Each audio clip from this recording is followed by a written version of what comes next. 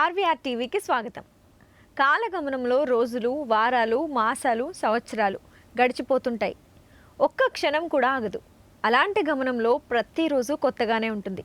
అయితే ఈ ఫిబ్రవరి 2026 అనేది మన జీవితాల ముందు ఎలాంటి ప్రశ్నలు వేయబోతుంది, ఎలాంటి ఆశలు నెరవేరబోతున్నాయి, మన రాశి ఫలాలు ఎలా ఉండబోతున్నాయి అనేది ఈరోజు తెలుసుకుందాం.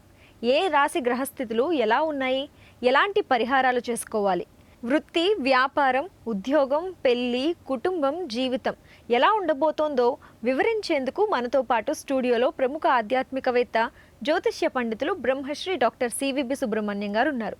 ఆయన్ని అడిగి అనేక విషయాలు తెలుసుకుందాం. నమస్కారం గురువుగారు. నమస్కారం. 2026 సంవత్సరం ఫిబ్రవరి నెలలో ఏ రాశి వారికి ఎలా ఉండబోతుందనే విషయాలని తెలియజేయండి. అందులో ముందుగా వృషభ రాశి గురించి మాట్లాడుకుందాం. వృషభ రాశి. వృషభం అంటే ఎద్దు.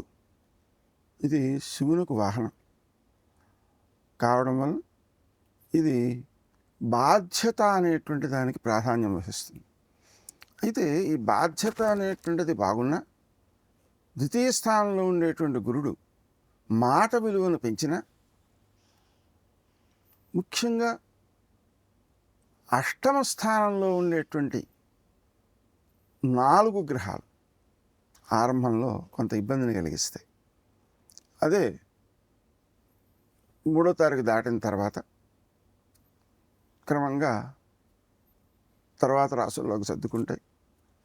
18వ తారీఖు దగ్గరికి వచ్చేటప్పటికి మకరంలో గ్రహాలు త్రిగ్రహ యోగం పడుతోంది. అదైపోయిన తర్వాత మనకు 24 నుంచి పంచగ్రహ యోగం మకరంలో కనిపిస్తుంది. అది పూర్వపుణ్య స్థానం, నవమ స్థానం అన్నమాట. ఆ కారణంగా పూర్వపుణ్యం ఖర్చు అయ్యే అవకాశం ఉంది. ఖర్చు ఎప్పుడవుతుంది అంటే మనకు భౌతికమైనటువంటి సంపద వృద్ధి చెందినప్పుడు, అంటే రాబడికి అవకాశాలు ఉన్నాయి. అయితే ఎప్పుడైతే మనకు పుణ్యం డబ్బుగా మారిపోతుందో, ఎవరికైనా సరేనండి, ఒకే రకమైన శ్రమ పడినటువంటి వాళ్ళకి ఇద్దరికి సమానంగా రావట్లేదు డబ్బు అంటే దాని అర్థం ఏమిటి? ఎక్కువ శాతం మన పుణ్యం డబ్బుగా మారడమే జరుగుతుంది. అలా మారినప్పుడు మనం ఆధ్యాత్మిక కార్యాలకు వాడినట్లయితే, కనీసం 20% ధార్మికంగా వాడినట్లయితే ఆ ధనంలో దోషాలు తొలగిపోయి ఆరోగ్యవంతంగా, అభివృద్ధికరంగా, ప్రశాంతిగా నడుస్తుంది. ఈ విషయాలు మనం దృష్టిలో పెట్టుకుని ద్వితీయంలో ఉండేటువంటి గురుడి వల్ల, లాభంలో ఉండేటువంటి శని వల్ల, నవమ స్థానంలో ఉండే పంచగ్రహ కూటమి వలన కూడా ఏర్పడేటువంటి భౌతిక ప్రయోజనాలను ఆధ్యాత్మిక సాధనల ద్వారా, జపం ద్వారా బలపరచుకోవాలి. అలా బలపరచుకోవడంతో పాటు పుణ్యాన్ని పెంపొందించుకోవాలి. సామాన్యంగా వ్యక్తి 24 గంటలు పాపం చేస్తాడు. గాలి పీల్చడం, మాట్లాడడం, అన్నం తినడం, నడవడం, మంచినీళ్ళు తాగడం, వీటన్నిటిలోనూ కూడా జీవహింస ఉందండి. కొన్ని కోట్ల జీవులు చనిపోతుంటాయి. మరి ఎలా అంటే, ఆహారాన్ని తీసుకునేటప్పుడు ప్రసాదంగా తీసుకోవాలి, మంచినీళ్ళు తాగేటప్పుడు తీర్థంగా తీసుకోవాలి, నడిచేటప్పుడు ప్రదక్షిణాలుగా చేసుకోవాలి, గాలి పీల్చేటప్పుడు సోహంభావన చేయాలి. ఇలా మనం చేసేటువంటి పనులన్నిటినీ కూడా పుణ్యాలుగా మలచుకున్నటువంటి సందర్భంలో ఈ దోషాలను మనం అధిగమించగలుగుతాం. ఇది కాక ఈ వృషభ రాశి వాళ్ళకి ప్రత్యేకించి అష్టమ స్థానంలో ఏర్పడుతుండేటువంటి కూటమి వలన మనం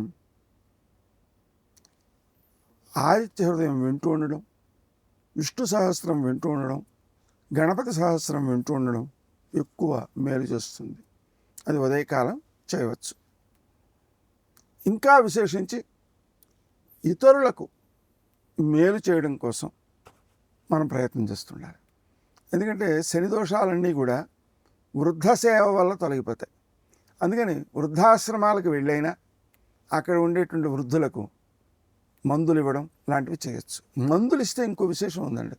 ఎవరైతే మందులు కొనుక్కోలేరో వారికి మనం మందులు సాయం చేయడం ద్వారా, ఆరోగ్యం కోసం చికిత్సను సాయం చేయడం ద్వారా 1,00,00,000 కపిల గోదానములను చేసిన ఫలితము కోటి రెట్లై వస్తుంది.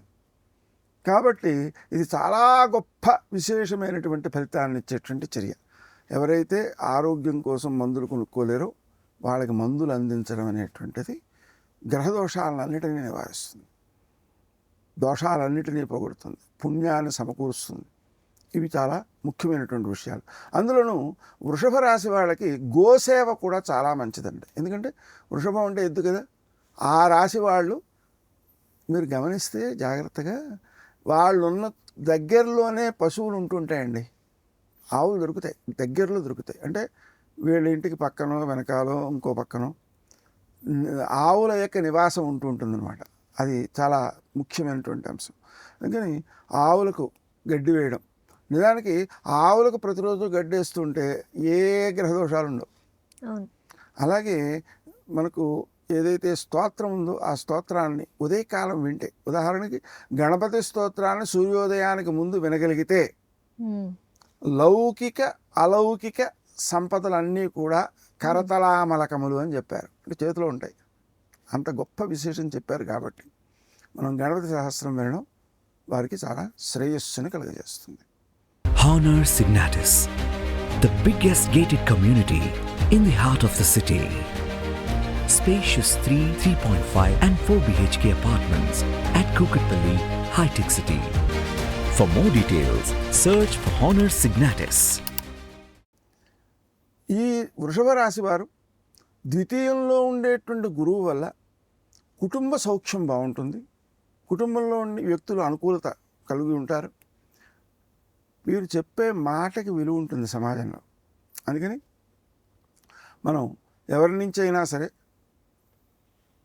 మేలు కలగడం కోసం, మనకు అవసరం కోసం కూడా మన మాట విలువను వినియోగించుకోవచ్చు కదా.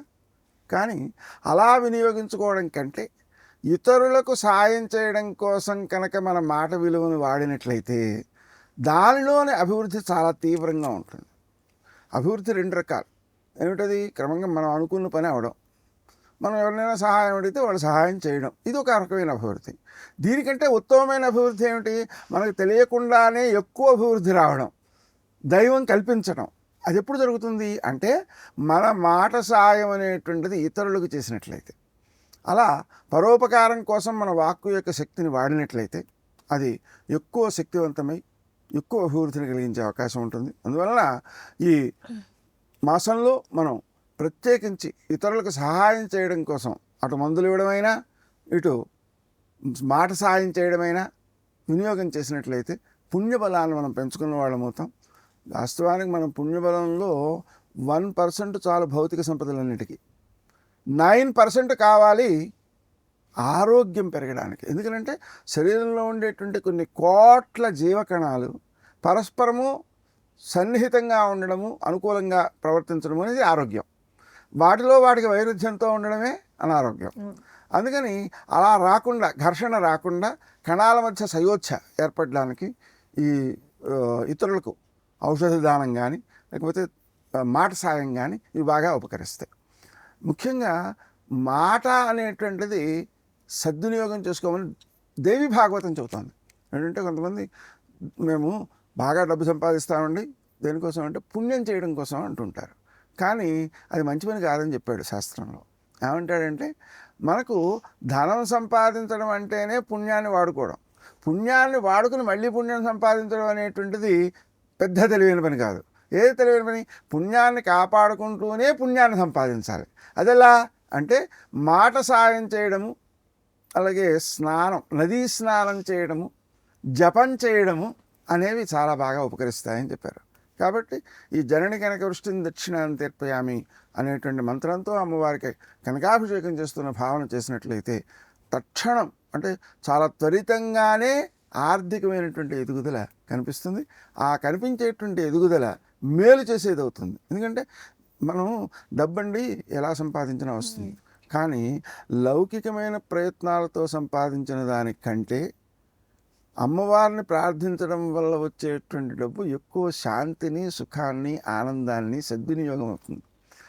కలిగిస్తూ సద్వినియోగం అవుతుంది. అందుకని మనం దైవారాధన అనేటువంటిది మన భారతీయ సంప్రదాయంలో ఉంది.